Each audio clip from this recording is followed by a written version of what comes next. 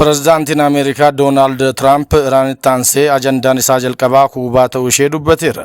Tibba kana biyyattii keessatti ibsaan baduu hordofee Tiraamp ajandaan keenya itti aanu Kuubaa taati yeroo isaa eeggata malee biyyattii keessatti jijjiiramni ni jiraata jedhan. Pireezidaant Doonaald Tiraamp Liyoonel Mesii, Luis Suarezii fi taphattoota Inter Miilaan biroo akkasumas abbaa qabeenyaa kilabichaa lammii Kuubaa Joorji Maas cinaa dhaabbatee waan yeroo dhiyoo keessatti Kuubaa keessatti ta'uuf jirutti ni gammadu jedhe. Tiraamp itti dabaluun mootummaan Kuubaa baay'ee marii taasisuu ni barbaada jechuun dubbate. Abbaan qabeenyaa kilaba Inter Miilaan guyyaan addaa ni ta'a jechuun Tiraampiif deebii kenneera. Pireezidaantichi turtii CNN waliin taasiseen ammoo Kuubaan yeroo dhiyootti kufti jechuun dubbateera. Mootummaan Kuubaa marii araaraa jiraachuu eeruun Maarko Roobiyoo erginee maaltu akka uumamu ni ilaalla jechuun CNN itti dubbateera.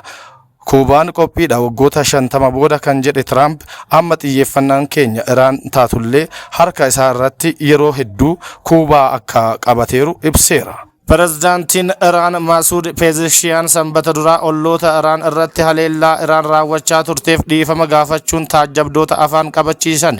Biyyoota gidduutti dhiifama wal gaafachuun waan baramaa miti. Inumaa yeroo waraanaa jechoota fayyadamuu qabanis of eeggatanii fayyadaman. Biyyoonni gaabbii qaban illee ibsatu malee gaafatama fudhatanii dhiifama hin gaafatan.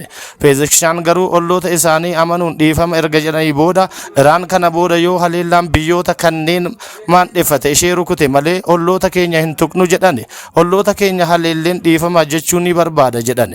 Akeeka olloota keenya weeraruu hin qabu. Dubbiin isaanii jalqabaa kunumtuu gaafii kaasa. Dhiifama garaarraa gaafatame moo akkam ka jedhus dubbii ijoodha. Amma immoo maaliif dhiifama gaafachuun barbaachise?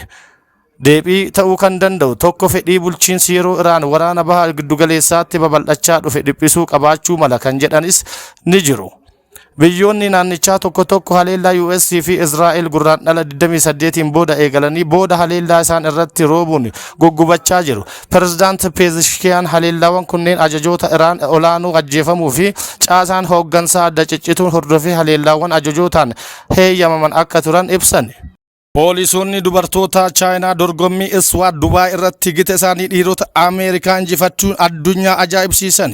Gareen poolisii dubartoota Chaayinaa yeroo jalqabaaf dorgommii humna addaa idil addunyaa Iswaat kan United Arab Emirates Dubaayitti gaggeeffame irratti hirmaate xiyyeeffannoo guddaa hawwateera. Dorgommii qormaataa kana kutaalee poolisii fi kumaandoo addunyaa irratti beekamoo ta'an dhibbaan lakkaa'aman hirmaatan kan irratti gareen poolisii dubartoota Chaayinaa garee poolisii Ameerikaa Orlaandoo waliin sekondii 16 injifateera. Dorgommiin kun dandeettii dhukaasa meeshaalee ulfaatoo baatanii deemuu tooftaa bararsaa fi gufuuwwan rakkoo ta'an irraa aanuu kan hammate.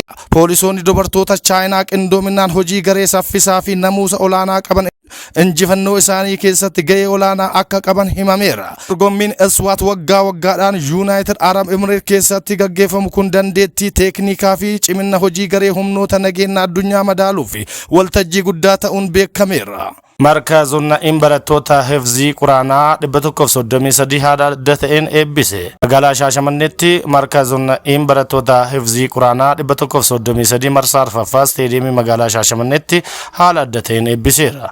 Magaalaa Shaashamannee kutaa magaalaa Allachee aanaa Awaashootti kan argamu markaazni Hifzii Quraanaa markaazonni barattoota marsaa arfaffaa waggaa 3 Hifzii Quraanaa barsiisaa ture. Dhiira 113 fi dubartii 20 waliigala 133 eebbisiise.